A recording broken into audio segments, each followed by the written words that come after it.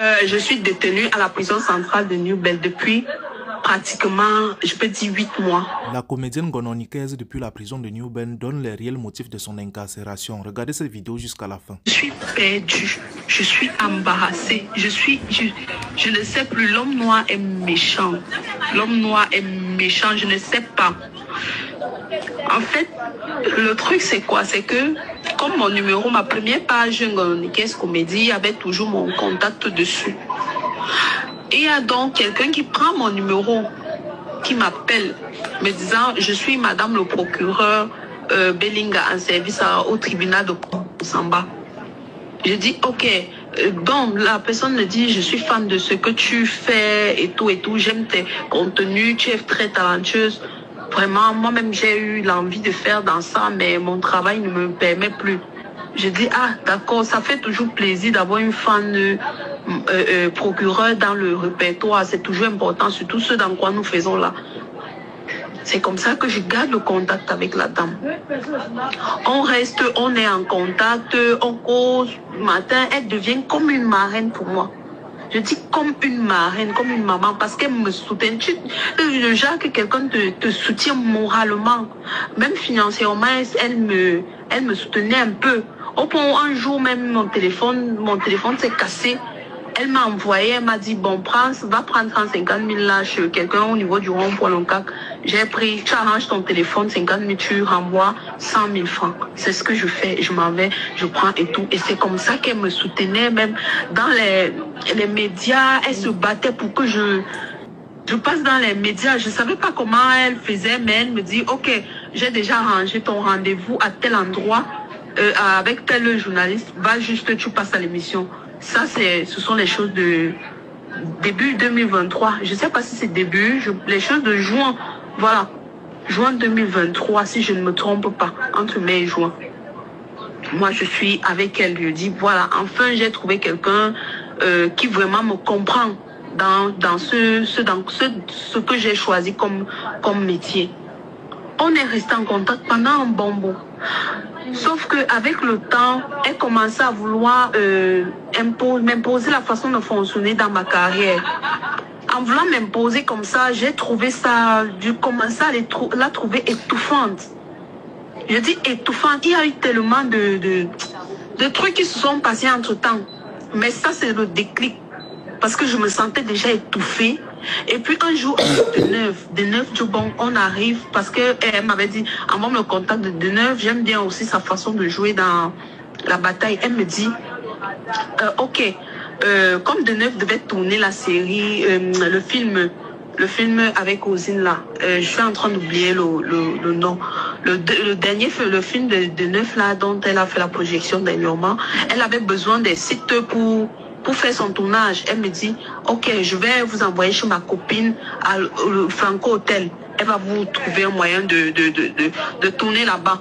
Quand on arrive à l'hôtel Franco, on dit qu'on ne la connaît pas. C'est ce qui crée même le déclic. C'est où je reste et dis, mais ça c'est même, c'est quelle histoire ça? C'est où ça me refroidit. Je commence donc à être distante avec elle. C'est à ce niveau donc, vu les comportements, la manière dont je me sentais étouffée, je lui ai dit, je ne souhaite plus qu'elle soit trop impliquée dans ma carrière comme ça, ça ne me plaît pas. Mon Dieu, c'est comme si j'avais déclenché.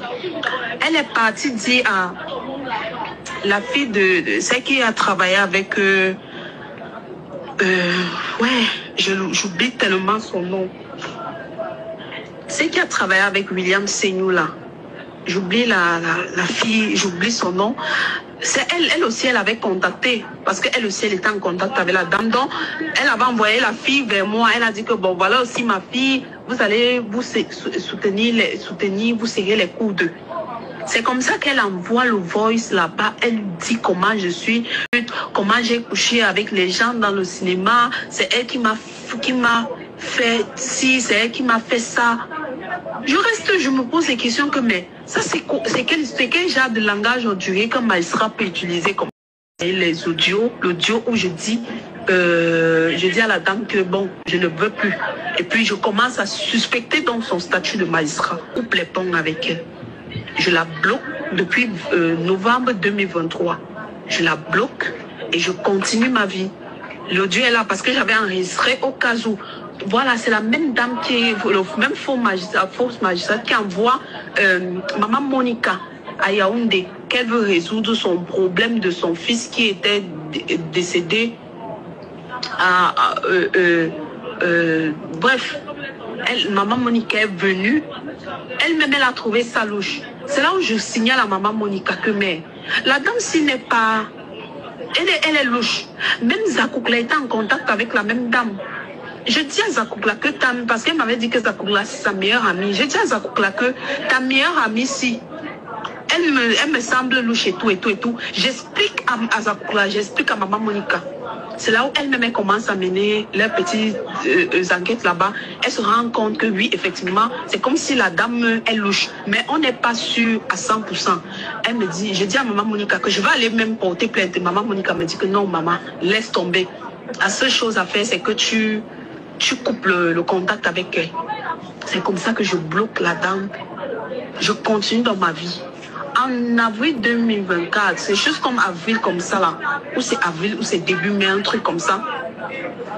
On m'appelle à Douala pour un... Et quand j'arrive sur Douala, on a fait arrêter un monsieur dont elle m'avait mis en contact avec, que c'est une fausse magistrate dont elle avait envoyé livrer les pagnes. On est allé l'arrêter là-bas, qu'effectivement on cherche même la fausse magistrate là. Elle usurpe le titre de quelqu'un. C'est comme ça, le gars dit que elle m'avait dit que sa soeur est comédienne.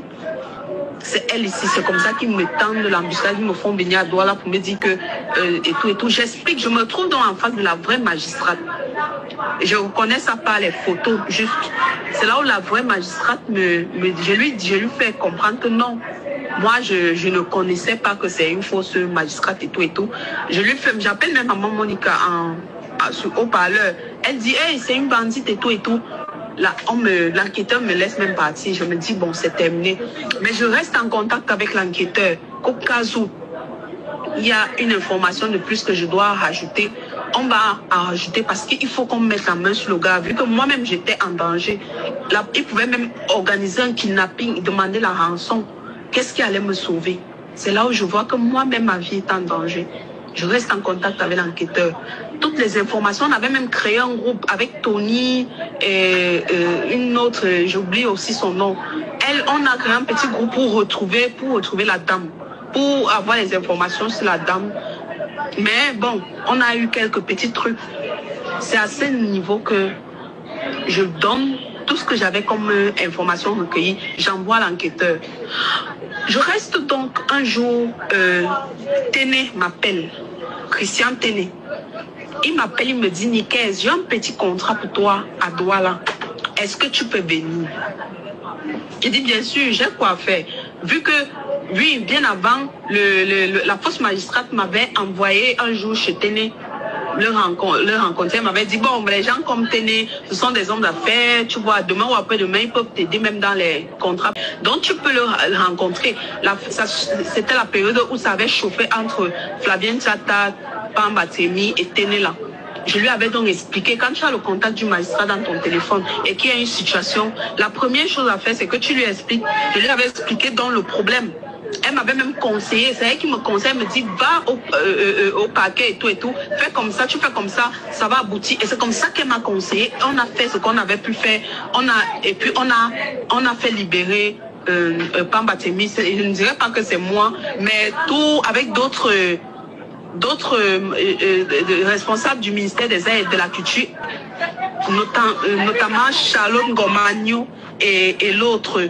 Charlotte Ngomagno et d'autres personnes, on s'est retrouvés, Pambatemi est sorti. C'est à la suite de cela qu'ils ont arrangé le problème avec Téné. Donc, quand ils arrangent dans le problème, la dame me dit, le faux procureur me dit, c'est quelqu'un qu'on ne sait jamais. Demain, ça peut, vous pouvez collaborer ensemble. Surtout comme il fait dans les vins, il peut avoir besoin d'une campagne ou un truc comme ça. Il faut le rencontrer. Je suis allée, j'ai vu Téné, on s'est assis dans son bureau et il m'a expliqué ce qui s'est passé même avec Flavienne. J'ai dit, ce sont des choses qui arrivent. Je lui ai dit que, est-ce que tu as les ambitions de porter même plainte et tout? Il m'a dit qu'il va voir et tout. Je suis partie. Le lendemain, je devais rentrer sur Yaoundé encore. Je suis allée voir à la demande de la fausse magistrate que il faut encore aller voir. On ne sait pas si c'est qu'il a les ambitions de se plaindre et tout. Je suis allée, j'ai encore vu et puis on s'est séparés et tout. Moi, je suis rentrée. C'est comme ça. Donc, monsieur Ténédon m'invite à Douala. Il me dit, j'ai un contrat pour toi ici. Est-ce que tu peux venir? C'est comme ça que j'arrive sur Douala. Et quand j'arrive sur Douala, j'appelle Téné, il ne me prend plus au téléphone. Mon manager appelle même Téné, il ne prend pas au téléphone. Je dis que, mais c'est quoi cette histoire? Et donc, bon, comme je suis sur Douala, je profite même, je vais essayer de voir l'enquêteur pour qu'il me dise à quel niveau le problème est déjà. C'est comme ça que je fais appel, j'appelle l'enquêteur. Je pars là-bas à la brigade de Bonanjola, où il y a le tribunal militaire. Je pars là-bas, l'enquêteur me dit qu'on va t'arrêter. Je dis que m'arrêter pourquoi? Parce que ton nom a été cité ici. Ton nom revient chez monsieur Téné. Monsieur Téné t'a cité ici comme quelqu'un qui allait se faire passer pour un magistrat. Donc, bref, j'ai dit que mais c'est quoi cette histoire? Le gars il t'a cité comme complice, des trucs comme ça. Je reste juste. C'est quoi cette histoire? Le gars il t'a cité comme complice, des trucs comme ça. Je reste, je suis perdu. Je dis que mais c'était le complice de quoi? Je suis venu ici, je vous ai expliqué, j'ai présenté même certains éléments ici que c'est comme ça, c'est comme ça. Vous m'avez laissé partir. Maintenant, ça devient qu'on me fait arrêter. C'est comme ça qu'on me met en cellule. Je fais 3 jours de cellule. Je me dis que l'histoire va s'arrêter comme ça. Je me dis que l'histoire va s'arrêter comme ça. Vu que avec tous les éléments que j'ai dans mon téléphone et les conversations et tout, parce qu'il y a certaines choses que je gardais et que lui-même, la fausse procureure là, elle, quand elle causait avec une personne, elle avait toujours cette tendance de enregistrer certaines conversations. Moi, je me disais que quand elle le fait, c'est pour protéger sa carrière au cas où quelqu'un peut inventer un truc sur elle. Donc, il y a des conversations des fois qu'elle m'envoyait même sur quand elle a échangé avec une personne. J'avais dans certaines de ces conversations-là, plus celles que j'avais enregistrées quand je lui ai dit que je ne veux plus qu'on reste en contact et tout. Donc, je me disais qu'avec tous ces éléments, je vais présenter et puis le problème sera rapidement réglé. À ma grande surprise, je suis déférée. Comme si ça ne suffisait pas, je suis déjà incarcérée à la prison centrale de New Bell. Je me retrouve incarcérée à la prison centrale de New Bell pendant, je ne sais pas combien de temps. Je peux dire, ou c'est combien de temps? Je sais que c'est depuis combien de temps là? Depuis le 28 mai. Oui, depuis le 28 mai, si je ne me trompe pas. Que je suis incarcérée, qu'on m'a mis en détention à la prison centrale New Bell. Toujours dans la négligence. Je me dis, bon, on va régler. C'est un truc vu avec toutes les preuves que j'ai. Quand je vais monter au parquet, j'aurai l'occasion de présenter mes preuves et puis on va me laisser tomber, on va me laisser rentrer chez moi rapidement. Je vous assure que depuis le 28 mai jusqu'aujourd'hui, il n'y a eu ni ouverture de débat, rien. Et M. Téné qui s'est présenté un jour au tribunal comme étant une victime, apparemment je suis allée me faire passer pour un faux procureur chez lui. M. Téné ne me connaissait pas. Téné qu'il a eu le problème avec Pamba Témi. Nous tous on a soutenu Pamba Témi. Je me suis retrouvée dans son bureau parce qu'effectivement on parlait de l'histoire de Pamba Témi là. Et tout. Et j'étais ravie que l'histoire soit réglée définitivement. Il m'a dit que je me suis fait passer pour un faux procureur dans son bureau. Comme si ça ne suffisait pas. Parce que quand on m'avait incarcéré le 28 là, quand on m'avait incarcéré le lendemain, non, je ne pense pas, non. C'était avant quand on me met en détention, ou c'était avant la détention. Je reçois les captures où on dit que je suis une usurpatrice de titre. Donc Charlotte Ngomagnon est allée dans le groupe de cinéma. Elle a écrit que je suis une usurpatrice de titre, je suis à la prison centrale de New Bell, que le cinéma ne se passe sur les plateaux et non en dehors du plateau. Mais je me suis posé la question que, mais c'est quoi cette histoire que toi tu es une artiste, tu te retrouves dans des situations, on entend une version sur toi, on ne vient pas te demander que, mais qu'est-ce qui se passe? La première choses à faire, c'est qu'on va dans un groupe, on va déclarer des choses. Je lis ça, je suis ébahie, je suis perdue. Je me rétracte donc sur moi-même que comment ceux qui sont censés nous protéger nous jettent à la vindicte populaire. Parce que c'est M. Téné qui allait lui dire. Je suppose qu'elle a des affinités avec lui. Et directement, ce qu'il dit est vrai. Elle a directement pensé que ce qu'il a déclaré est vrai. Et elle s'en va jusqu'à dans le groupe de cinéma aller me verser comme ça. J'appelle non M. Téné. Je lui dis que je ne voudrais plus qu'il parle de mon nom partout et tout et tout. Moi, je bénéficie encore de la présomption d'innocence jusqu'à l'heure actuelle. Oui. Je suis prévenue. Je ne suis pas encore détenue. Jusqu'à ce que la justice aurait déclaré coupable. Je suis encore prévenue. Donc, on n'a pas à me donner le casque d'usurpatrice de titre. Ce n'est pas comme ça que je voudrais régler ce problème. Je vais me battre pour sortir. Pour sortir d'ici, mais qu'il arrête de parler de moi un peu partout. Et c'est alors comme ça. Qu'il arrête de parler de moi comme ça. C'est ce que j'ai fait. Donc, le bon monsieur est allé dire que moi, je l'ai menacé. Donc, dans le dossier, il vient un jour au tribunal comme étant quoi? Victime. Le juge lui dit, non, tu ne peux pas débarquer en pleine audience, venir dire que tu es victime. Ce que tu dois faire, c'est depuis les enquêtes préliminaires que tu devais te prononcer comme étant une victime. Ce n'est pas en pleine audience comme ça. Il a envoyé son avocat parce que lui, il ne vient pas. Il envoie son avocat. L'avocat, lui, c'est ce qu'on dit à l'avocat. L'audience d'après, maintenant, il était cité comme témoin. Comme témoin. J'ai dit témoin de quoi? Je me pose la question, témoin de quoi? Donc, c'est comme ça. Je ne sais pas quel rôle il joue dans cette histoire. Jusqu'à présent, je ne sais pas ce que M. Téné joue, ce qu'il joue comme rôle. Ce que je sais, c'est que je suis détenue à la prison centrale de New Bell depuis pratiquement, je peux dire 8 mois. Avec pratiquement 12 renvois cumulés, sans ouverture de débat. Parce que même les débats, on ne les ouvre pas. Donc, c'est un peu ça mon histoire là maintenant. On a demandé, la plaignante a demandé par la voix de ses avocats la collégialité. La collégialité a siégé. Elle a demandé le huis clos. Le huis clos a siégé. Après le huis clos, on a dit renvoi ferme. Après le renvoi ferme, elle a demandé la récusation de l'un des juges. Voilà comment la procédure ne fait que tourner en rond, elle tourne en boucle, elle tourne en boucle, elle tourne en boucle. Sans ouverture de débat.